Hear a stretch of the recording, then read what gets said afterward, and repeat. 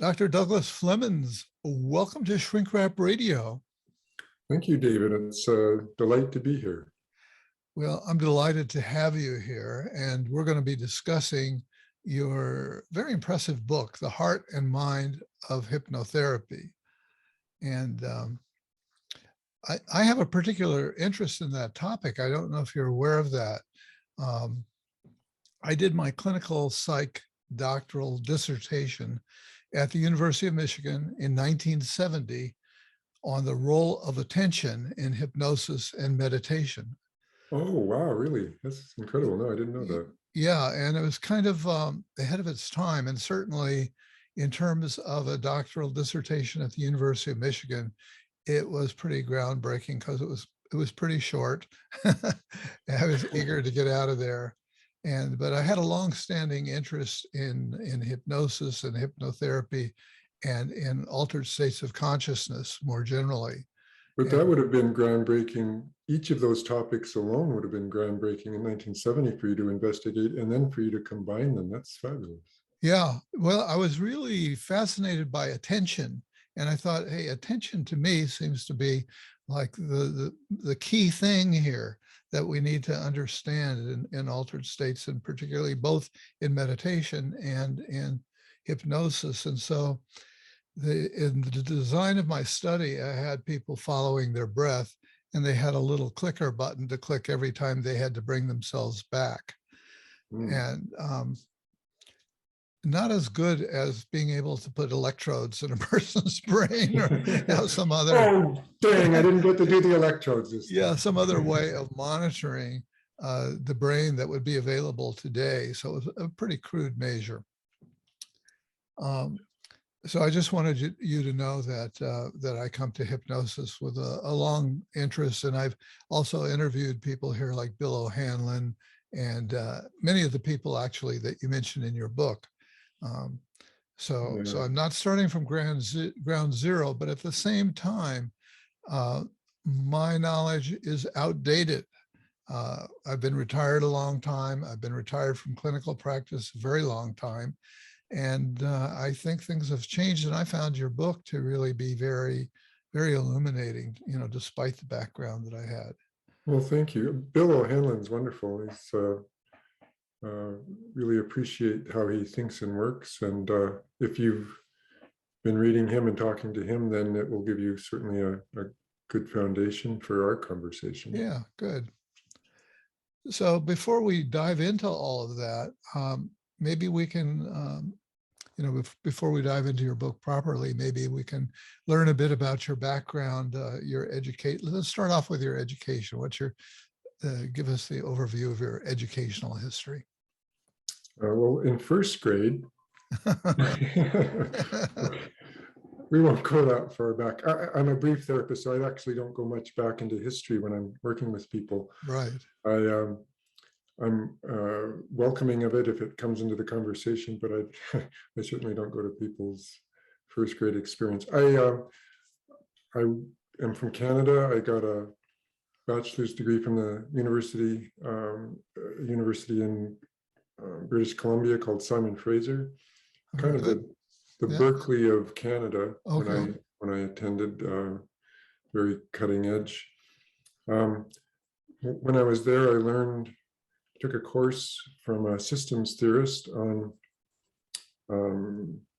Gregory Bateson's ideas, and that got me fired up. I changed my life, and I went looking for a master's program in family therapy because I discovered, actually after I finished my undergraduate education, that he had been one of the founding idea mavens of family therapy. So I went searching for that, got a master's degree at the University of British Columbia in counseling psych with a specialty in family therapy, and then headed south of the border to get a doctorate in family therapy. First went to Texas Tech, where Brad Keeney was. He was a family therapist, expert on Bateson. So I went there because of him. And he transferred out when I was just starting my dissertation. He transferred out to Nova University at the time. It's now Nova Southeastern, to start a doctoral program out there. And I and some of my colleagues took him up on an offer to go out and finish our degree there and then start teaching. So that's what I did. Finished my dissertation at Nova, graduated from Nova, although the coursework was primarily from Texas Tech. And then I taught there for 31 years in the family Wow. therapy program. Okay, great. Thank you for being willing to go through all of that. You are now healed. You can go. You're discharged. So when did you first learn about hypnosis? Maybe nobody gets through life these days without having heard of hypnosis. Do you recall when you first heard of it? I remember when I was in elementary school, a friend of mine and I drew a spiral on a record-sized disc and put it on our turntable and turned the turntable on to see if it would hypnotize us. Yeah. It didn't. Okay. It spun so quickly, it was just a blur. But that's the first time I remember being curious about it.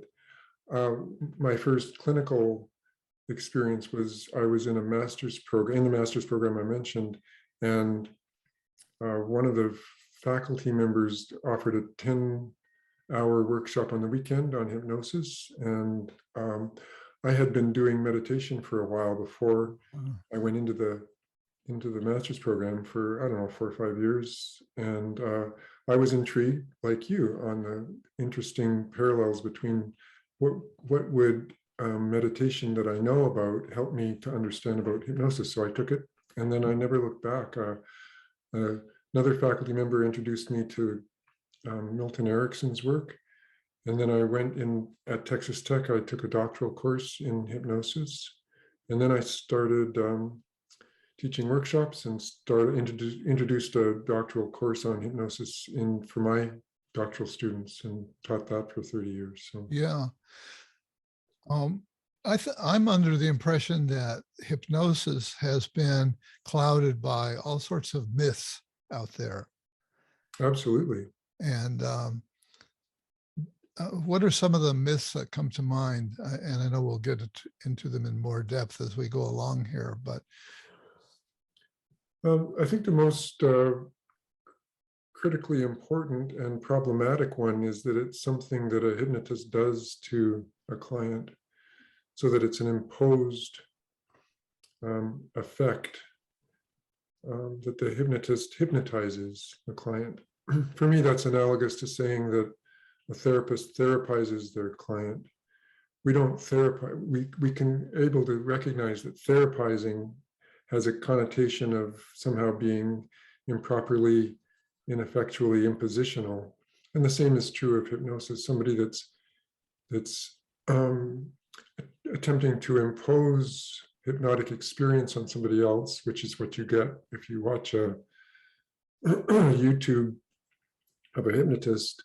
If they're doing that, what you get is, rather than trance experience, you get transgression experience. They're manipulating in order to look impressive themselves or to get an audience to laugh.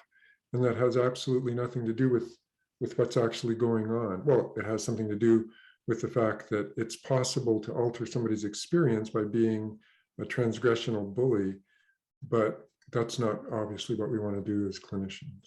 right. Now, you got training very early on, so you probably didn't subscribe to any of those myths, or was there a period where, can you think of any mistaken beliefs that you had to discard along the way? Oh, absolutely. So that first workshop was great. I loved the teacher. It unsettled me because I discovered that I could talk and somebody could have a reaction, and it made no sense to me. But he did us a disservice. In this workshop, he gave us soft furniture to work with, actually mats for people to lie on. He dimmed the lighting and he put on soft, ethereal, new agey kind of music. And so I attributed the effect of what I was doing, maybe it was because I wasn't confident enough in my choice of and use of language, that the softness was an important, critical part of it. So when I went out and started trying to use this with clients. I was in an internship in my master's program. I was desperately wanting to have ethereal music, have soft lighting, and a nice, comfortable place for them to sit. And that wasn't really possible, and I felt constrained because of it. Yeah. You know, there's another myth that that I think is held by actually many professionals that you think you kind of dispel in your book, that all hypnosis is self-hypnosis. And I think I believed that for a long time, and maybe until I read your book. But you know, you spoke about language, and that's one of the things that I want to let our listeners and viewers know is you're very careful about your language. And yeah. Well, that idea of all hypnosis being self-hypnosis is a corrective of that other myth that I mentioned. So clinicians that are sensitive to not wanting to put themselves on the client right. to manipulate, say, okay, so it's not me doing something to you, you're doing it, and I'm just facilitating, but it's self-hypnosis. So it's a lovely attempt at a corrective to manipulation. The thing is that what both versions misconstrue is that hypnosis is a relationship, and what's happening is a synergy and an attunement between the two people that are involved. So that if you say that all hypnosis is self-hypnosis, it removes the relationship from the equation, and it misrepresents what's actually happening. Yeah, yeah, and that really came through clearly in the book. In the 19s, you know, you mentioned trance, and trance is an interesting concept, I think, that hypnosis has been perhaps burdened by throughout its history into the present, I think. In the 1970s, there was an intense controversy around the idea of hypnotic trance. And Theodore Barber, I don't know if he's still around. You reference him in the book. He might still be around. He was a vociferous critic in debunking the idea of trance and saying that basically it was relaxation and some variants on that. And so there was kind of a hunt for neuroscientific correlates so that you could identify it with a brain scan or EEG or something to say, this is the trance, here's the trance in the brain. But I'm under the impression that that never happened, wasn't found. Yeah, they haven't been able to go in and isolate trance as some sort of brain pattern. I don't know, you may not have even noticed this in reading my book, but I wrote that whole book without using the word.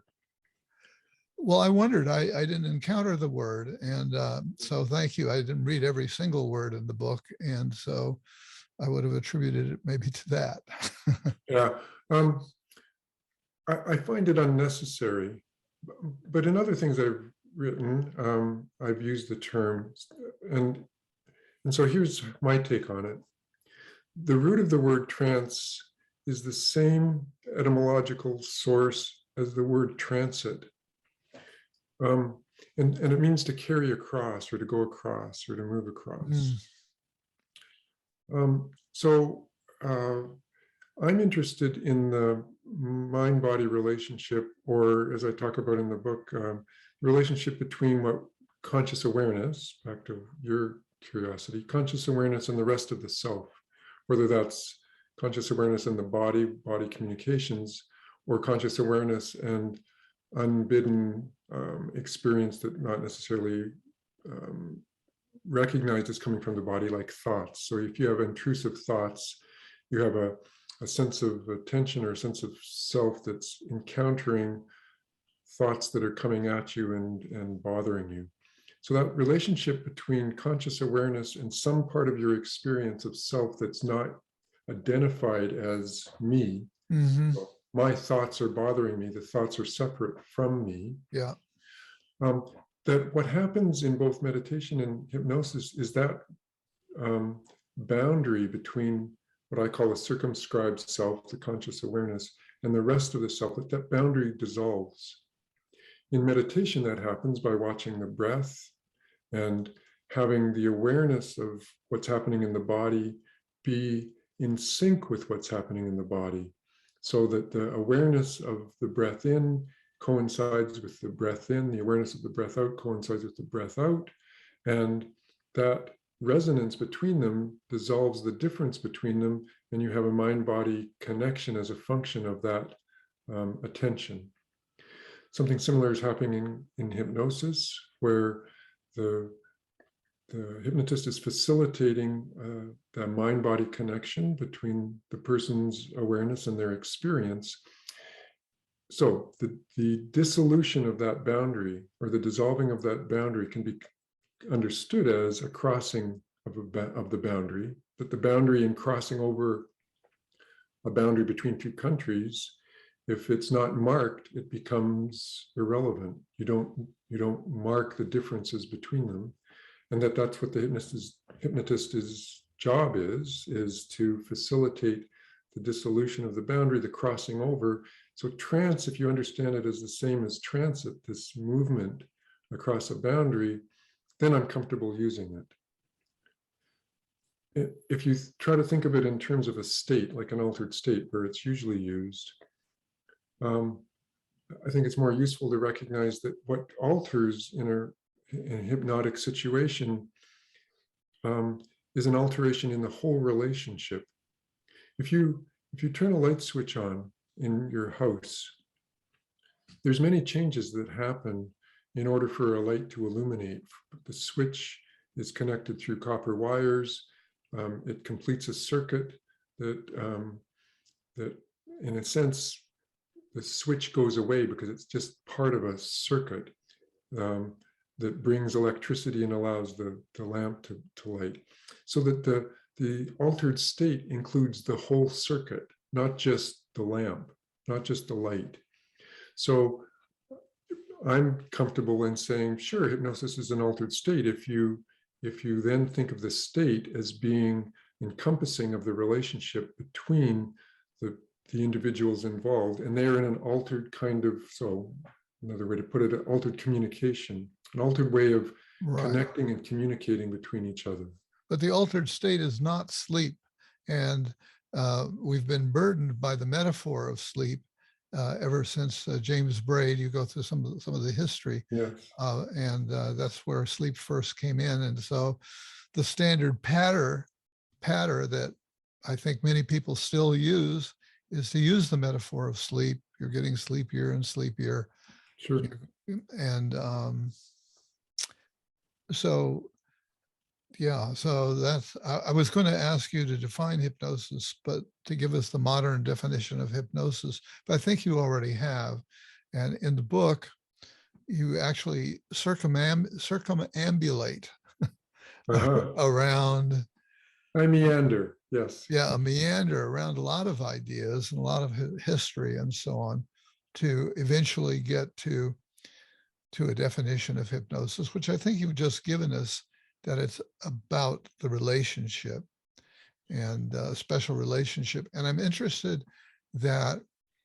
Well, I would add one more thing though. You're comfortable. If I could, can I add one more thing to the definition? Okay, go ahead. And what constitutes hypnosis, and you asked for what is the modern definition? My definition is not something that you would typically find in a hypnotic journal. In fact, what I did in the first chapter of the book is in a sense, take a position in contradistinction to what's been offered within APA attempts to define hypnosis. In that I'm bringing a relational perspective to it that can't be found there. What all hypnotists though would agree with is that what constitutes a hypnotic relationship or hypnotic experience is the introduction of avolitional, non-volitional, non-purposive responsiveness. So the person discovers themselves able to have something happening that they don't ascribe to themselves doing it. They're not taking responsibility for it, and yet something is happening, and it feels like it's happening without them intending for it to happen. And it's that shift into avolitional experience that constitutes hypnosis. I'm totally in agreement with that. And the question is then, how do you facilitate that happening? And it absolutely isn't a condition of sleep. You're so right. Yeah, and I'm struck by your comfort with the word facilitator. So on the one hand, the hypnotist doesn't hypnotize, doesn't do something, impose his will, I guess, Yeah. on the subject, but he's a facilitator. What's the distinction there, to help us all get that? Sure. You are connecting with the client in a very synergistic way, and making use of that connection to allow for a connection between the person and their own experience, that mind-body connection. And so, I don't know, I'm Canadian, where we have the sport of curling. I don't know if you know what curling is. Olympic sport of sweeping the ice, yes, before the. That's right. Yeah. So you have a stone with a smooth bottom, and a guy or a woman throws the stone, doesn't throw it, slides the stone down an ice rink, and then there's people on his or her team with brooms, and they're sweeping in order to help steer where the stone goes. Well, the analogy isn't ideal, but in a sense, we're more like the sweepers. We're helping to make possible something to emerge that is a natural attribute of a mind-body connection. Csikszentmihalyi, the psychologist who talked about flow, yes, his descriptions of what flow experience is very useful for making sense of what's happening in hypnosis. You have a deep absorption, you have some sort of task that the person feels capable of doing, doesn't feel too overwhelming, but it's not boring, and they're engaged in it such that they lose track of time, and they're able to do things effortlessly.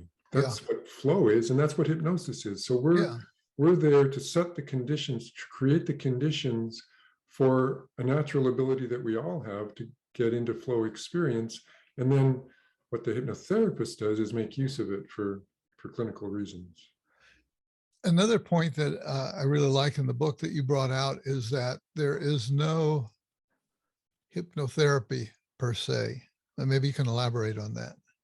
Well, yeah, that's another argument in the field. There's so many controversies. It helps keeps things fresh. Everybody's energized to figure out their discrepant ideas. So there is an idea that there's no, among some people, that there's no such thing as hypnotherapy. And I tell a story about giving a talk after my book that I wrote 20 years ago on hypnosis, Of One Mind, was published. I was in a bookstore talking about it, and I mentioned that I'm a hypnotherapist, and a psychologist, put his hand up and said, the idea that there's such a thing as hypnotherapy, it's a myth. There's nothing inherently therapeutic about hypnosis. What I said to him was, yeah, I guess you could take that position, but then there's psychotherapy, and there's nothing inherently therapeutic about the psyche. So it's a matter of, what is your orientation to making change, to allowing for change to happen? And if you use hypnosis as a vehicle for doing that, and you're thinking in terms of how do minds and bodies change, hypnosis is a wonderful vehicle for making that possible. And in that sense, I think the term hypnotherapist makes a lot of sense. What I took from the book was that there's, and what I think you said is that there is no specific hypnotherapy. In other words, I'm not sure I'm going to say this in a good way. Basically, I believe you're saying that any approach to therapy, any therapeutic orientation that one might have in their practice already could fit into a hypnotherapy, into hypnosis. and Well, then they actually, give me hypnotherapy. what you're articulating there is rather more the standard idea that hypnosis is an adjunct to a psychotherapeutic model. So a CBT therapist can do great CBT, but if they wanted to use hypnosis, then they would be using hypnosis within the model-specific orientation of their approach, and it would be an adjunct to CBT. And I'm actually saying something different. Okay. When Freud first stumbled into hypnosis, this is pre-free association, he was very intrigued with using it, and psychotherapy and hypnosis were basically the same. When Milton Erickson used hypnosis, you couldn't really distinguish. Here's where the hypnosis starts, and here's where the therapy ends, or here's where the hypnosis ends, and here's where therapy starts. Hypnotherapy and psychotherapy and family therapy in his work are all so integrated, you can't pull them apart. So rather than take the approach, let me outline a set of model-specific ideas and then say, how can we use hypnosis as a technique within that?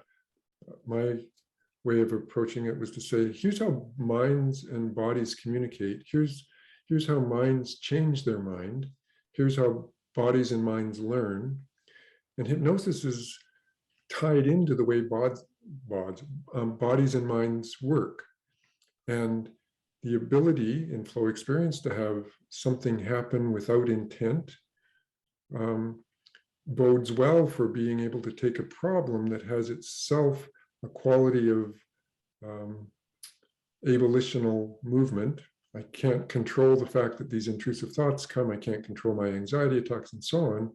That I'm able to use a way of relating, my client's way of relating to their body in a hypnotic way, to alter this unfortunate avolitional experience called a symptom, such that it keys into the way minds and bodies work, change, and learn to facilitate therapeutic change. So it's non-model specific in the same way that rapport is non-model specific. You have the importance of the therapeutic relationship being important across all models, and in a sense, the hypnotic relationship is usable regardless of the model. To me, you've cleverly hooked on to a piece of the traditional hypnotic pattern, which has been to your hand is getting lighter and lighter, and that the person can have an experience of not volitionally doing it themselves. And you're using that kind of as a metaphor to say, see, if you can do that non-volitionally, you also can non-volitionally change some of the things that are bothering you in your life. I don't know that I ever encountered that way of looking at it anywhere else before. Yeah, you've put your finger on the heart of hypnotic change. So much of psychotherapy underscores the division between the perceiving self, the logical, rational self, and then what are construed as irrational behaviors or irrational emotions. And there's a championing of let's think logically about this as a way of trying to overcome or control, contain, cure some quality of experience that seems untoward, right? So it is a shift to say, let's instead of championing this conscious awareness, the circumscribed nature of that, and trying to help it win over some quality of unfortunate symptomatology. Rather, let's make sense of the symptomatic behavior, and alter the relationship to it. So instead of trying to control it, contain it, cure it, extricate it from experience, that will go in exactly the opposite direction. Just as hypnotic experience happens by creating some kind of mind-body connection, what happens if we create a connection between the person's awareness and their problematic experience? It starts changing as a function of a shift in the relationship, because it's really nothing itself other than part of the relationship of the awareness and body experience. So we're altering the problem by altering the relationship, and the way that we alter the relationship is to facilitate connection, and that then facilitates avolitional responsiveness, allowing the problem that is itself a manifestation of avolitional conditioning to avolitionally shift. That's the whole logic of it. My mind's going all over the place here. You mentioned Freud and his early fascination with hypnosis, and I'm wondering if we know what he did, because hypnosis has gone through, a lot of changes, starting with mesmerism. Yep. Starting with hand passes over the body without touching, and it's coming to mind that there are cultural issues here. You reference, in talking about Bateson and his work, you reference trance and dance in Bali, and we've seen films and ceremonies of people in voodoo ceremonies, and in our country, and in people who are into speaking in tongues and so on, and being possessed by the Holy Spirit. So it seems like there is some kind of capacity that people have to access another state of consciousness, for which a word like trance seems to make sense, that they go into some sort of an altered state. So I'm just thinking out loud here, and you can respond however you want to. Sure. So back to what I was saying earlier about the altered state, it makes sense to me to conceive of that as an altered relationship between awareness and experience. So instead of setting or undertaking action the way that we usually do, for example, you just took a sip of coffee, and if we were to interview you about that, you would probably say, like most people, yeah, I thought another drink would be good. I was thirsty, so I decided to have another sip of my coffee. So you take credit that this circumscribed self of you, your conscious awareness, believes that it decides, chooses a cup of coffee, and then sends out a signal to your arm that brings it up to your lips, and you decide to take a sip. That's actually not the way it works at all. What the neuroscientists have discovered is that you certainly decided to lift your coffee cup, but the decision was made unconsciously, and it was reported to your conscious awareness, and your conscious awareness took credit for it.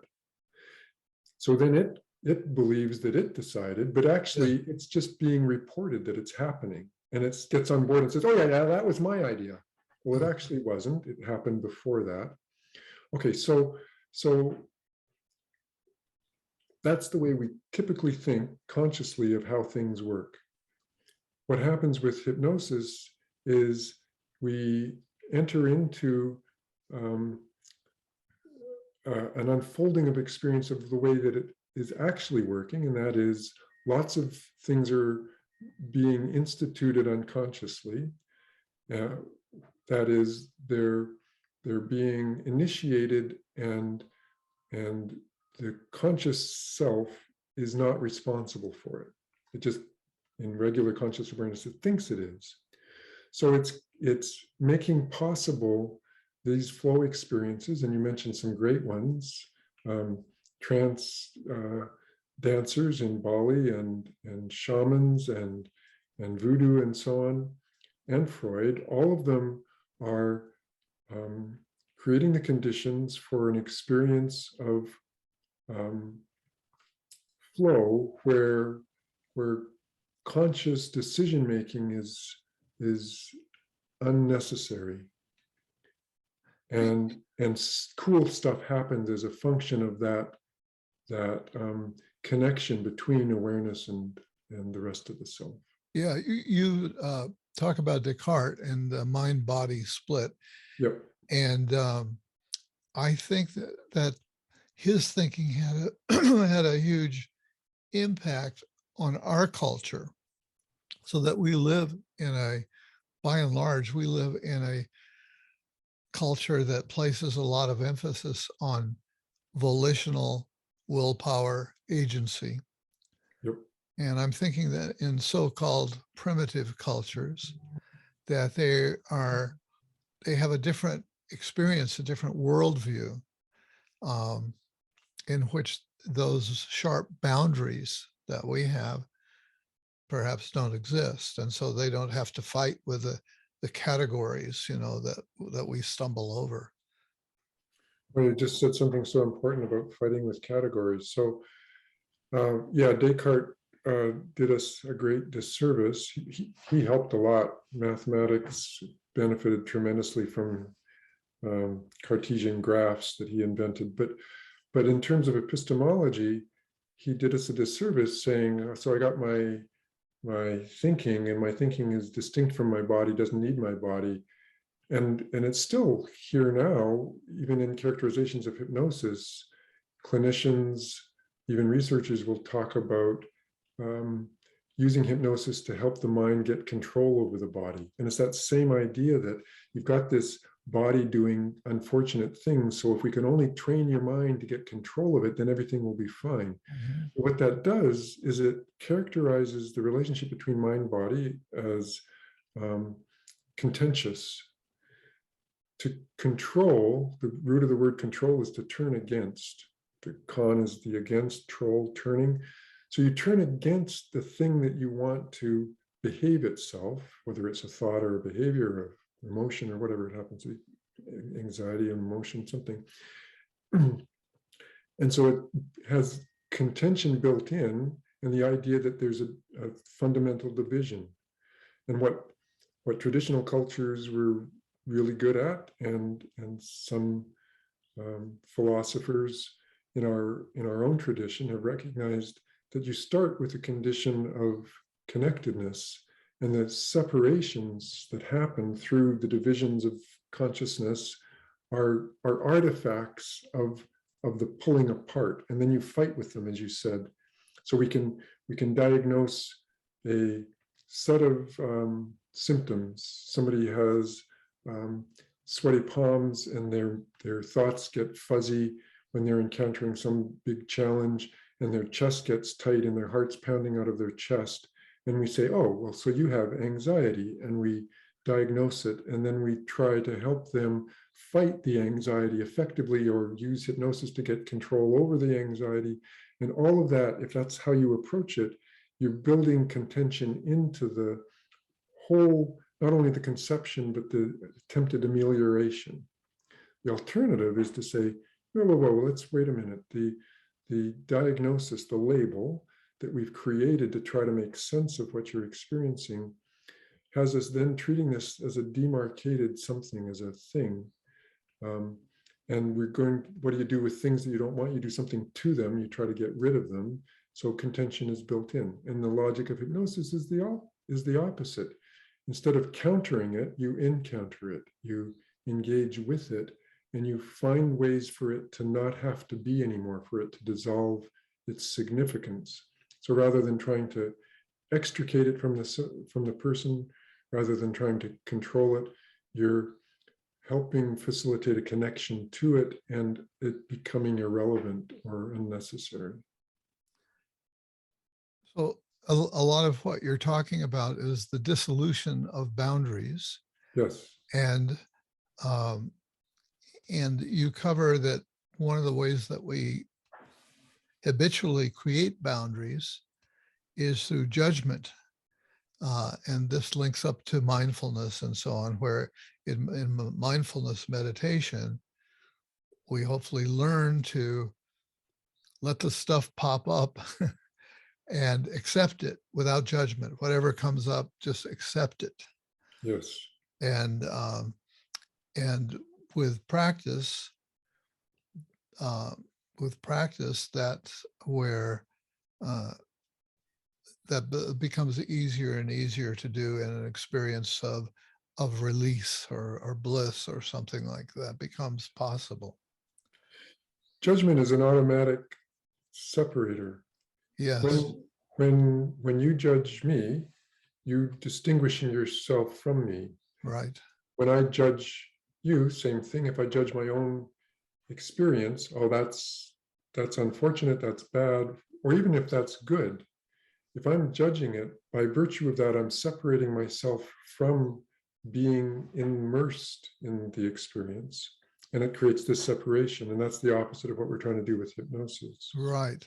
And it's the opposite of what happens with meditation. If you want a mind-body connection, you get rid of judgment because it creates a mind-body distinction.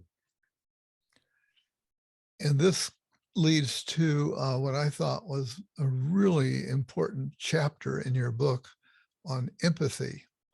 And you break down empathy and actually produce some scripts as you've taught people in your workshops, I guess, in your training and your supervision, to practice empathy. I should let you speak about that, but I have to say, to me, that chapter is worth whatever the book costs. People should buy this book.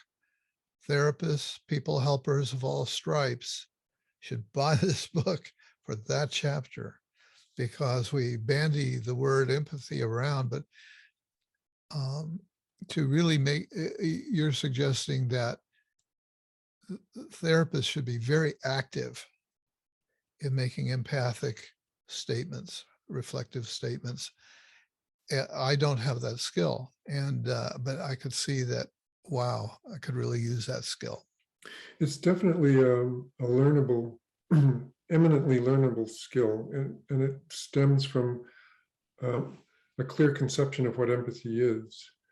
In the popular culture, it's often used as a synonym of sympathy, Yeah. and it isn't. We won't have time for me to delve into it deeply, but it was invented by German philosophers of aesthetics as a way to in just about the time of Freud, and he was the first one to bring empathy into psychotherapy through these philosophers. It was invented as a way to try to make sense of how artwork moves the observer. And the philosophers said, well, it happens as a function of you throwing your curiosity into the work of art, that you're feeling your visceral sensibility. You're hallucinating it. This is my language, not theirs. Hallucinating yourself inside the work of art to make sense of it from the inside, rather than from the position of judgment from outside. So back to judgment quickly. Freud brilliantly said our way to be, our relationship with our patients should not be one of judgment, but one of empathy, where we're striving to make sense of the other person's experience from inside the logic of what's going on for them. So empathy starts with this curiosity to know. It's not I'm going to feel with you. That's sympathy. The root of the word sympathy is to feel with. The root of the word empathy is to feel into. So you're projecting yourself imagination-wise into the experience of the other person to make sense of it from their perspective. And then you're communicating that understanding as it's developing. So a very common misunderstanding of how empathy can be well communicated is to say, oh, David, I know what you're talking about, man. I've been in that same place. It's really tough. And that's thought of as an empathic statement. I would characterize that as a claim of sympathy. That is, I've had something the same as yours, and you should trust me because, or trust that I know what you're talking about because Yeah. I've gone through something similar. Empathy is really quite different from that. Rather than claiming that I understand you, my job is to demonstrate that I understand. And I do that by floating my best guesses as to what's going on. Trivial example, that coffee must have tasted pretty good. It'd been a long time since you'd had a sip. So finally being able to have that sip of coffee probably wet your whistle. Thank you. So that's an empathic statement, a hunch. If I'm right, you'll say, you're right, tasted really good. If I'm wrong, you'll say, yeah, no, I didn't really need it. I wasn't really that thirsty. So then I'm going to adjust my understanding based on your correction of me. And we'll continue on with a series of back and forth communicational nuggets so that I'm going to be refining my grasp of what's going on for you, and you're going to be hearing me do that in real time. And the closer I get, the more that you will feel like I have a good handle on what's going on for you. That's what empathy is. So I would say that I didn't offer scripts because you can't do it scripted. What I offered was examples of how it's done so that you can get the feel for it, because it really has to be extemporaneous. You do something, you say something, I try to make sense of it. I throw it out. You tell me I'm right, not quite right. You clarify, I refine my understanding, try back again. And we together develop an empathic connection as a function of that. What struck me about it was that it was so active that that in your examples, you had the therapist really responding after every sentence that the client is saying and demonstrating that empathy. And we know the concept of empathy largely, I think, through the work of Carl Rogers, Yes. who was a champion for that. And I used to show films in my counseling classes, these really old films now, the Gloria films. Yeah. And I would challenge, and the popular conception was that he would parrot back something. Mm-hmm. And so I would urge my student, I would challenge, I say, that's not what he's doing is a lot more subtle than that. And to experience that, I challenge you to figure out what he's going to say. Mm-hmm. And nobody can do that, nobody, what he says comes out of some unique thing, but also it's not as active as the examples that you give. I find that in myself, I often felt like I was too passive because I wasn't responding enough. And it's easy to get in as a therapist. It's easy to get into nodding your head and saying, mm-hmm, nodding your head, mm-hmm. And that is masking as some kind of empathy. But I found that I was some of the time rocking my head to sleep in a certain way. Sure. When you nod your head as your client's speaking, that's another claim of understanding. And so the client takes the nodding in and says, okay, you're following me. There's no guarantee because you haven't given any evidence that you actually get it. Yeah. If you have a very loquacious client, it also is a nonverbal indicator, keep going. Please continue. So what I'm offering as an alternative is if you intersperse yourself, or as I talk about in the book, interlace yourself in what unfolds, it becomes a kind of conversation between the two of you rather than a soliloquy on the part of your client with you nodding along. And then it allows you to not only help them grasp that you're grasping them, which alters the boundary between the two of you. It also helps you steer the conversation so that if you're thinking that the direction that they're going is not going to be helpful, if they're going to tell you a story, as I was joking around when we first started, well, in first grade, if I were your client and I was starting in first grade and you were really interested in what had been going on in the last couple of years, and you don't have any way of interlacing yourself in the conversation to alter the course of its unfolding, then you're signing on for the, oh boy, the next hour I'm just going to hear. Yeah. And on Tuesday of that year. So being able to intersperse your comments gives you the floor and allows you then to alter the course of the interaction and helping you gather the information that you really need. Yeah. Yeah. Well, I'm looking at the clock, and we're in the closing phases here time-wise, I think. And I wonder if there's anything else that you want to be sure to get in here that our conversation hasn't elicited.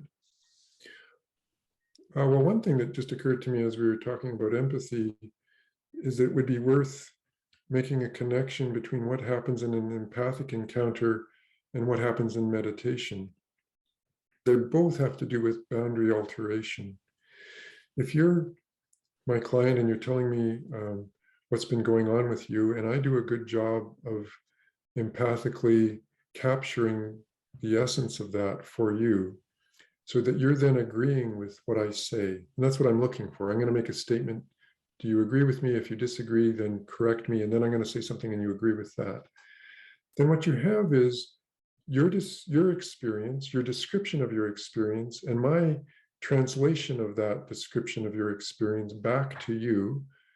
And if all of those are in keeping with one another, if they're all in sync, then the boundary between my translation of your description of your experience dissolves. You're hearing coming back from me a version of what you've been feeling and you're describing that resonates with you. When that boundary dissolves between my empathic characterizations and your descriptions of your experience, when that boundary dissolves, the boundary between you and I dissolves. And that allows you, in my vernacular, to feel more of one mind, that we are connected in an intimate way.